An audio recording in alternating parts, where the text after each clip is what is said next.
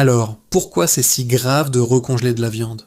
On a tous déjà entendu nos parents nous dire de ne jamais, jamais le faire, mais sans forcément savoir pourquoi.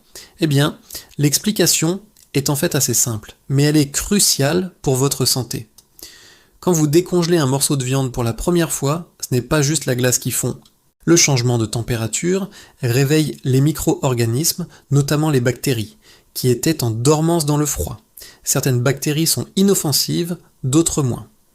Le problème, c'est que dès que la viande atteint une température entre 4 et 60 degrés Celsius, ces bactéries commencent à se multiplier à une vitesse folle.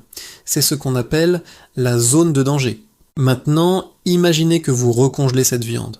Le froid va de nouveau stopper la prolifération des bactéries, mais il ne va pas les tuer. Elles sont juste en pause.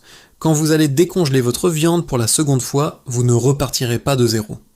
Vous repartirez avec une population de bactéries déjà bien plus importante que la première fois. Et dès que la viande se réchauffera, cette colonie bactérienne va exploser de manière exponentielle. Une seule bactérie peut se diviser en deux toutes les 20 minutes dans des conditions idéales.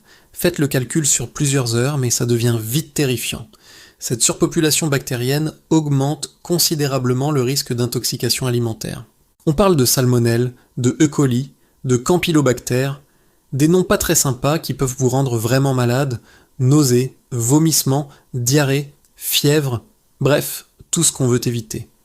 De plus, ce processus de congélation-décongélation répété dégrade la qualité de la viande. Les cristaux de glace qui se forment et reforment brisent les fibres musculaires, ce qui fait perdre à la viande son jus, sa tendreté et son goût. Elle devient pâteuse et fade. Donc, la prochaine fois que vous sortez un steak du congélateur, soyez sûr de le cuisiner. Si vous en avez trop, cuisez le tout et congelez les restes cuits. La cuisson tue les bactéries, rendant la congélation beaucoup plus sûre. C'est une petite habitude à prendre, mais votre estomac vous remerciera.